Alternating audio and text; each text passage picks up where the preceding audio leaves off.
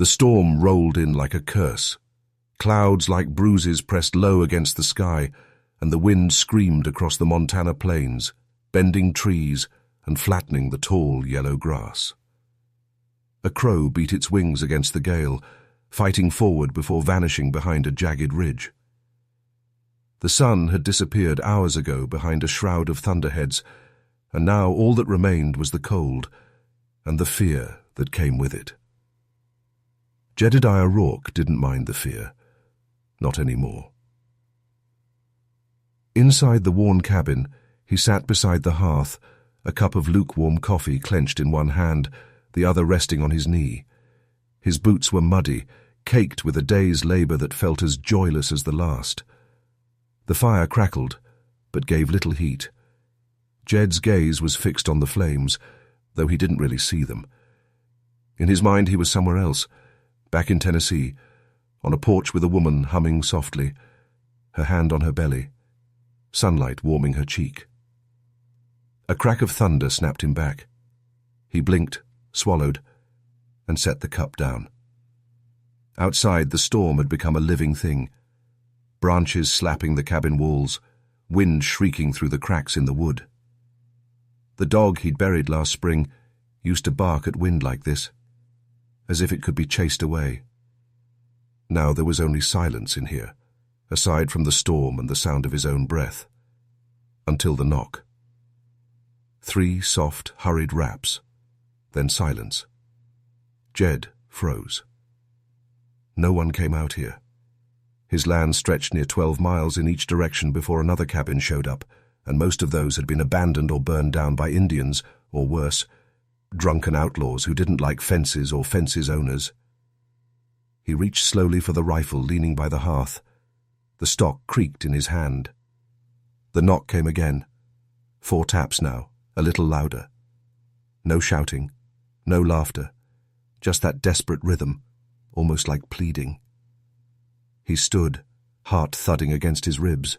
The wind rattled the shutters like skeletal fingers. He opened the door. A girl, 6, maybe 7, stood on the porch in a soaked calico dress, blonde hair plastered to her cheeks, eyes too big for her face. Her lips trembled, but not from the cold. Behind her, a woman leaned heavily against one of the porch posts. Her skin was pale, face slick with rain and sweat. She was pregnant, very pregnant, and barely standing. Her hands clutched her swollen belly like it might burst any second. The girl looked up at him. Her voice was small but clear. "Can my mama give birth in your cabin?" Jed stared at her, unblinking. Time seemed to bend in that moment. The storm hissed. A log snapped in the fire behind him. And inside Jed's chest, a part of his heart he thought dead stirred like an old wound trying to open. He stepped back without a word. The woman stumbled, almost fell, but Jed caught her before she hit the floor. She was burning hot. Fever? He didn't know. He hadn't touched another person in years. Her breath hitched as she muttered something that might have been, "Thank you." Then her knees gave. Jed hauled her inside and laid her down on the bed he hadn't used in months. The girl followed, eyes scanning the small cabin like a wary animal. "Get close to the fire," he said, voice rough from disuse. She nodded and obeyed, kneeling near the hearth, hands outstretched. Jed moved quickly, stripping the woman's wet shawl, covering her with an old quilt. He didn't ask names, didn't want to know yet. He poured the last of his boiled water into a bowl and set it by the fire. Then he stood there, unsure. The girl stared at him, unblinking. "She's hurting," she whispered. Jed nodded. "She's been hurting since last night. We ran from bad men. Mama said they was coming." Her eyes darted toward the door. "We didn't mean to bother you." "You didn't?" he said flatly. The woman moaned on the bed. He turned, found clean rags in a trunk and soaked them. He didn't know much about birthing, but he remembered what the old midwife had done years ago. Mostly he remembered her telling him to stay out of the way. He wished she was here now. "Name's Annie," the girl said, warming her palms. He didn't answer. "I'm 6.5. Mama's name is Clara. She's real kind. We used to live near Wichita. Then bad things happened." Her voice cracked on the last words. Jed gave a single nod. He moved to the window, peering out. Rain washed down the glass in crooked lines.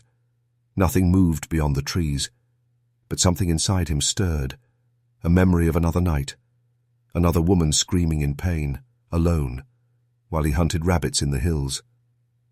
He should have been there. He hadn't forgiven himself. He never would. Behind him, Clara shifted, groaned.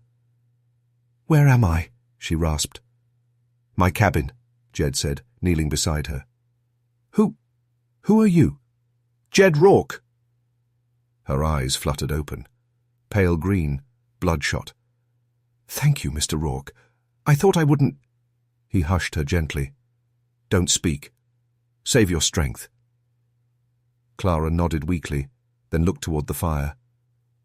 "Annie?" "I'm here, Mama." Her lips trembled, then her eyes shut again. Jed touched her forehead, still burning. He rose and stoked the fire higher. The wood was running low. Tomorrow he'd have to cut more, if the storm let up. The girl sat beside the bed now, humming something soft. A lullaby, maybe. Jed recognized the tune. It had been sung in his house once. His wife's voice, her laughter, her screaming. It all came flooding back, uninvited. He went outside, coat pulled tight. The wind slapped him, almost took his hat. He trudged toward the small shed to fetch more logs. Snow was falling now, wet, heavy flakes that stung his eyes. The sky was darker than before, and the woods whispered with something uneasy. When he came back in, Annie was trying to mop Clara's forehead with a dry cloth. "She's getting hotter," the girl said. Jed knelt again. Clara's Bretta's. Hing was shallow. He poured water onto a rag and dabbed her face, then her wrists. Her eyes fluttered. "She's coming," Clara muttered. Jed's jaw clenched. "What?" "The baby. She's early." "She?" Clara nodded faintly, then gritted her teeth. A wave of pain rolled through her, arching her back. Jed gripped the edge of the bed. Annie looked panicked. "What do we do?" she asked. "We help her," he said. He boiled water, cleaned what tools he had, torn shirts for towels. He washed his hands twice, scrubbing with lye. He spoke no words, just moved. Purposeful, calm, though inside he was full of screaming. Through the next hour, Clara writhed and sobbed. Jed and Annie did what they could, holding, whispering, waiting. Thunder shook the walls. Rain pounded the roof. At one point, Jed thought the whole cabin might collapse. But it didn't. Annie held her mother's hand. Jed knelt at the foot of the bed, whispering prayers he hadn't spoken in years. The firelight danced across the wooden walls. Then, suddenly, a cry. Small, wet, angry. A baby. Jed scooped the child up, trembling. She was tiny, slick with blood and life, but breathing strong. He wrapped her in an old wool shirt and brought her to Clara. "She's here," he whispered. Clara wept silently. Annie leaned against her, wide-eyed, awestruck. Jed stood there, watching them. A mother, a daughter, a new life. The fire cracked behind him. Outside, the storm began to weaken. He didn't know what tomorrow would bring. Bandits might come. The fever might stay. But tonight, something had shifted in him. He wasn't alone anymore. And that was enough, for now. The fire was low, a red eye in the dim cabin, throwing long shadows across the walls. Clara lay asleep on the bed, her face pale but serene, her breath shallow yet steady. The baby rested on her chest, wrapped in an old wool shirt, her tiny mouth twitching in dreams. Annie had curled up beside them on a straw mat, fast asleep, one hand resting protectively against her mother's leg. It was the first peaceful moment the cabin had seen in days. Jed sat by the hearth, elbows on his knees, staring into the coals. He hadn't slept, not since the birth. Something inside him wouldn't let him. A tightness behind the eyes, a nervous ache in his gut. He'd cleaned the mess, boiled cloths, burned what couldn't be saved. The cabin had never smelled of blood before. Now he couldn't get the scent out of the walls, out of his skin. He glanced at them again. Clara, Annie, the baby. For a moment he imagined what it might be like if they stayed. A laugh in the morning, chores split between warm hands, the sounds of life instead of the echoing quiet he'd learned to live with. The thought startled him. Too soft, too dangerous. He stood quietly and stepped outside into the cold. Snow blanketed the ground like a new sheet stretched over the past. Trees hung heavy with frost, limbs drooping under the weight. He scanned the tree line, still alert despite the silence. Something felt off, a prickle on the back of his neck that wouldn't ease. His rifle was slung over his shoulder, his hand resting near the trigger. He didn't trust this peace. The West didn't work that way.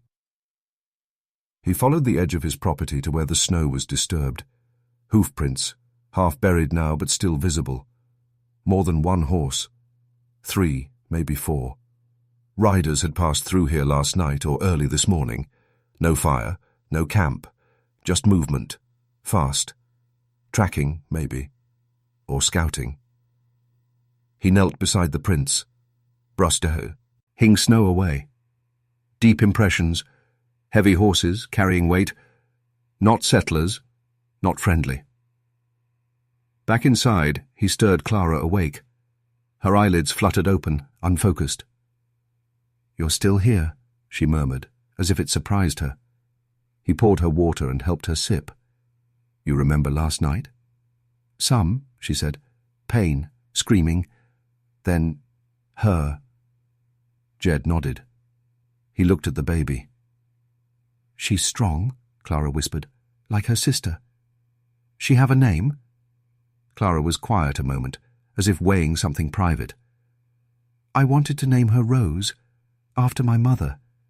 She never got to meet Annie. Now—" "She'll know the name," Jed said. Clara smiled faintly. Her face was colourless, lips dry. She was still weak.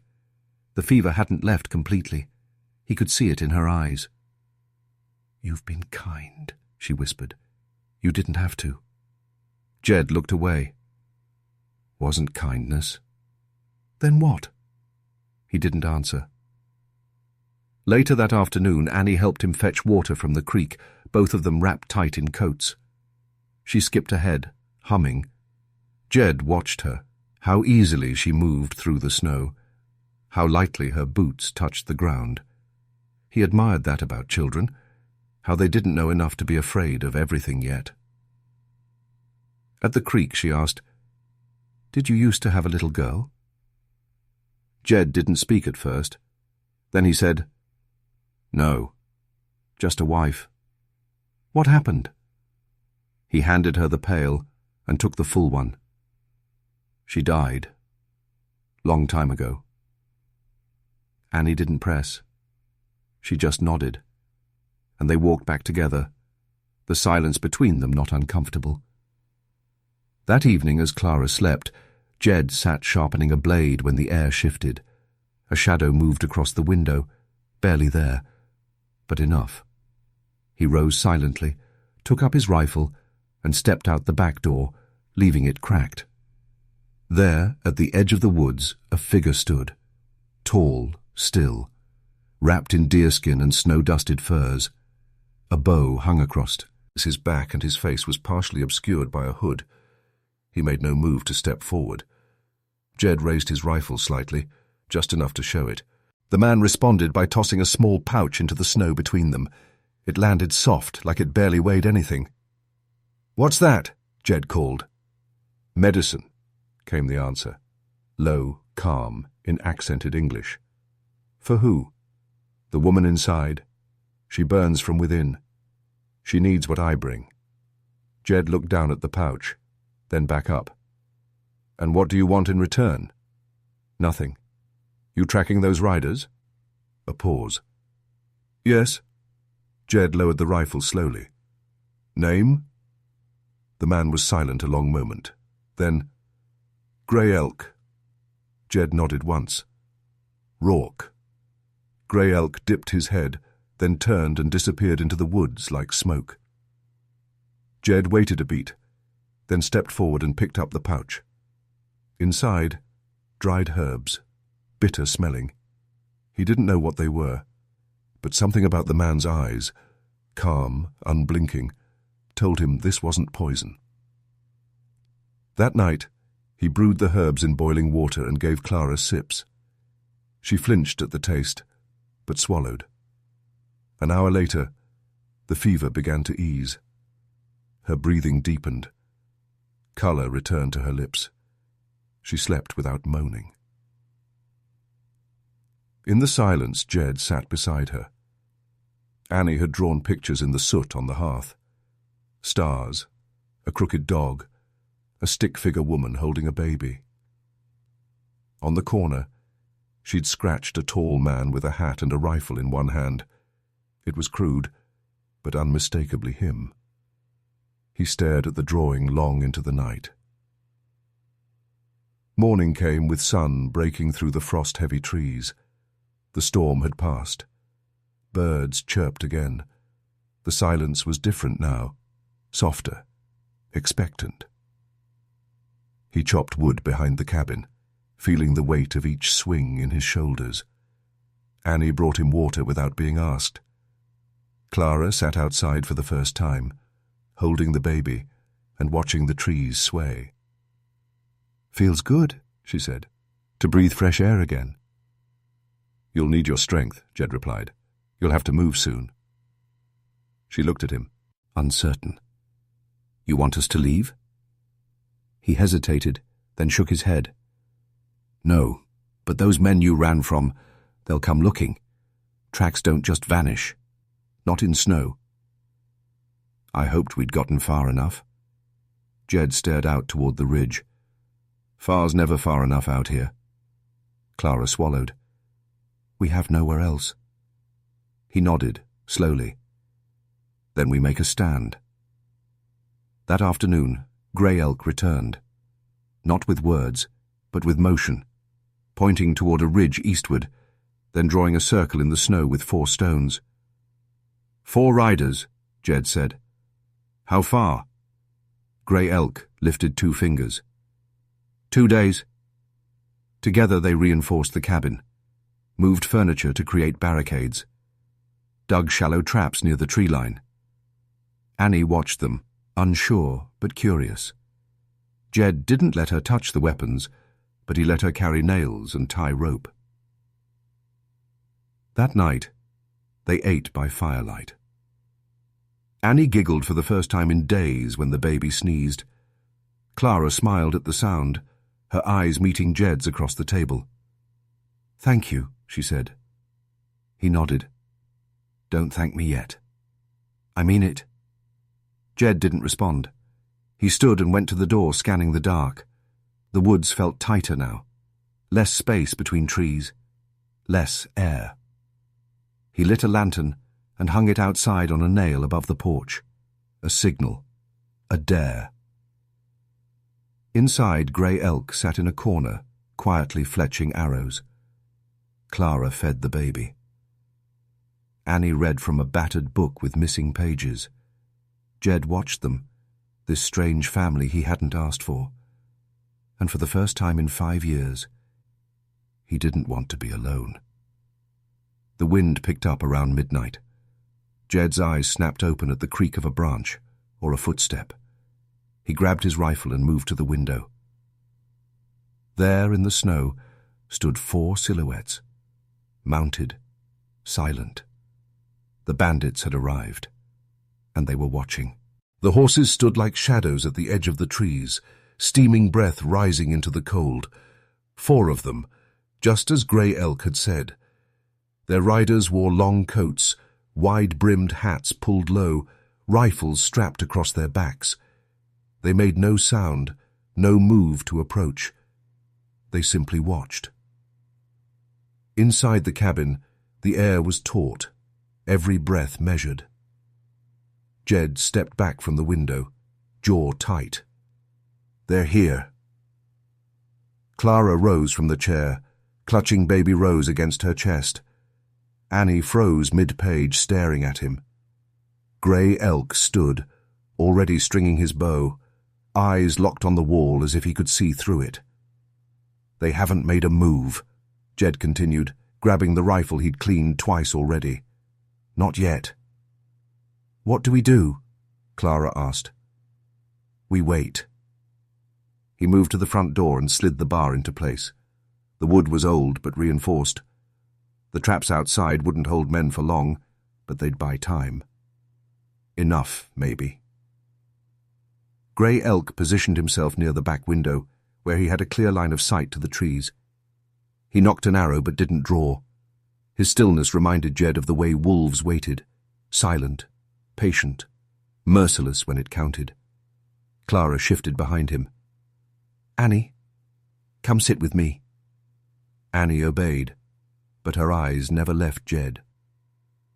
The light outside faded as the sun dropped. Snow began again. Light this time, drifting like ashes. The horses disappeared into the whiteness, and the forest swallowed the threat. But it wasn't gone. Jed waited by the front window, every sound amplified. The creak of the wind, the pop of the fire. Clara's whispered humming as she rocked the baby. He knew better than to relax. This kind of silence always broke with thunder. It came just before dawn. A crash against the back wall, then a shout. Gunfire. Jed spun. Grey Elk had already loosed an arrow. It struck something with a dull thud, followed by a grunt and the sound of a person, body hitting snow. Back door, Jed barked. He threw the door open and took aim. A figure moved through the brush. Jed fired, missed. He ducked back in as a bullet shattered the top corner of the doorframe. Wood splinters bit into his cheek. Annie screamed. Down! Clara yelled, dragging her behind the table. Grey Elk fired again. Another cry outside. Jed checked the front. A man was coming up the slope, crouched low. Jed waited until he passed the marker by the post and pulled the trigger. The rifle kicked hard, and the man dropped face first into the snow. Then the fire started. A bottle crashed through the window, flames trailing behind it. The cloth-wrapped bottle burst on contact with the wall, and oil-fed fire leapt up like a beast awakened. The flames roared, licking across the floorboards. Jed cursed and grabbed a pail of snowmelt, dousing it. Grey Elk was already pulling at the burning curtain, yanking it down and stomping it underfoot. They're trying to smoke us out, Jed growled. Clara was white-faced, shielding the baby. We can't stay in here. No, Jed said, reloading. But we can't run blind either. He handed her a revolver. Her hand trembled as she took it. If they get through, don't hesitate. Grey Elk touched Jed's shoulder. He pointed toward the back. A shape moved again in the trees. Jed followed Grey Elk through the rear exit, using the smoke for cover. They moved like hunters, low and fast. Another rider circled the cabin on foot now, gun in hand. Jed and Grey Elk flanked him in silence. Jed's rifle barked once. The man staggered. Grey Elk's arrow followed, striking him in the throat. 3 down. Gunfire erupted from the front. Jed turned. One had made it to the porch. The door was open. Annie's scream cut through the morning. He ran. Inside, Clara had fired once. Her shot had missed, but it had bought anew. Gauge time. Jed threw himself through the doorway, slammed into the attacker. They both crashed to the floor, the rifle skittering across the room.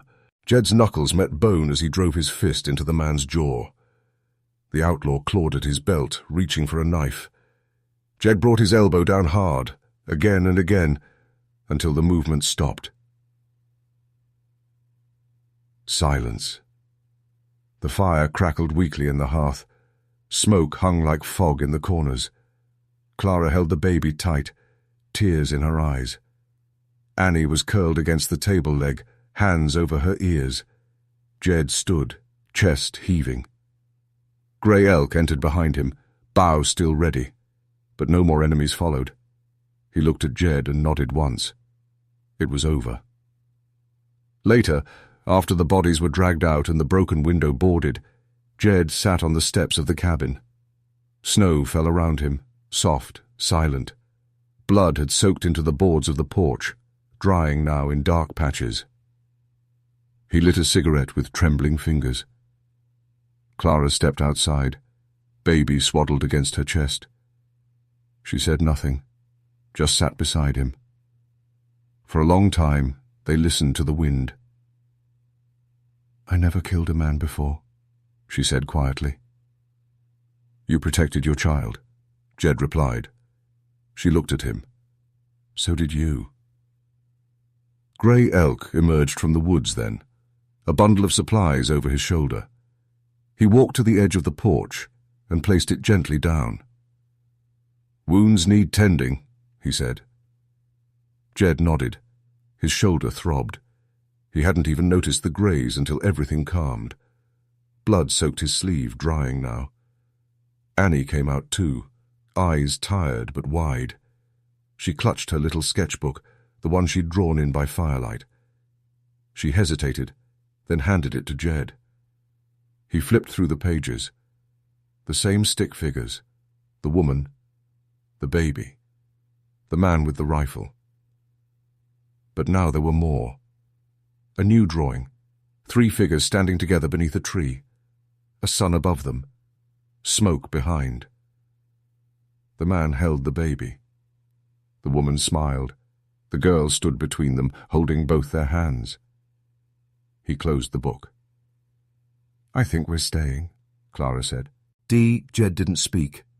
He stared out across the white-capped valley, the vast silence of Montana holding him in place. Then he nodded, slow and sure. The weeks that followed were full of work. The cabin needed repairs. The back wall had taken damage. Wood had to be chopped, livestock secured. The baby grew stronger. Clara's colour returned. She sang while cooking, sometimes in a voice that trembled but never broke. Annie helped wherever she could, never far from her mother or Jed. Grey Elk stayed for a time, watching them from a distance. He spoke little, but every evening he brought something. Jerky, herbs, dried roots. Once, a wooden cradle he had carved with his own hands. He placed it on the porch without a word and walked back into the forest. Jed found him one morning at the edge of the property. "You don't have to go," Jed said. Grey Elk studied him. "You have family now. Not all warriors stay in war." Jed didn't know how to reply. Grey Elk touched his chest lightly. "You carry ghosts, but they do not carry you." Then he turned and left, vanishing into the tree line like mist. Months passed. Spring thawed the snow. New shoots of green broke the ground. The cabin took on a new shape, cleaner, fuller. A new fence was built, a new porch. On the eastern side, a garden began to grow. One morning, Clara stood in a white cotton dress near the tree line. Jed waited beside her, hair combed back, a borrowed silver ring in hand. Annie tossed dried petals from a wicker basket. Baby Rose gurgled in a bundle near the steps. It wasn't a wedding like Jed had imagined all those years ago. No preacher, no guests, just wind, sky, and earth. But it was enough. They exchanged vows with simple words and shared promises. When Jed kissed Clara, Annie clapped, beaming. That night the stars burned above the plains like ancient fires. The wind was soft now, no longer a warning, but a lullaby. Inside the cabin, laughter echoed, faint and full. Jed sat by the hearth, Clara beside him, baby Rose asleep in her arms. Annie leaned against his side, sketching again. "You ever think you'd have all this?" Clara asked. Jed looked at her, then at the fire, then at the child on his lap. "No," he said. "Not once." "But you want it now?" He nodded slowly. "Yeah, I do." Clara smiled. Annie reached up and took his hand. The flames danced. Outside, the prairie stretched on, wild and open, full of all the things they couldn't control. But inside that cabin, for the first time in years, there was warmth and safety and a new beginning. And Jed Rourke, once a ghost among the pines, was finally alive. If this story stirred something in you, if you felt the wind on your face, the weight of fear, the quiet strength of trust, don't let it end here. Like the video if you believe in second chances. Comment below. What would you have done if a little girl knocked on your door that night? Subscribe for more powerful frontier stories, tales of grit, loss, redemption, and the unspoken bonds that change lives. Because out in the wild, where the line between survival and surrender runs thin, the right choice can make all the difference.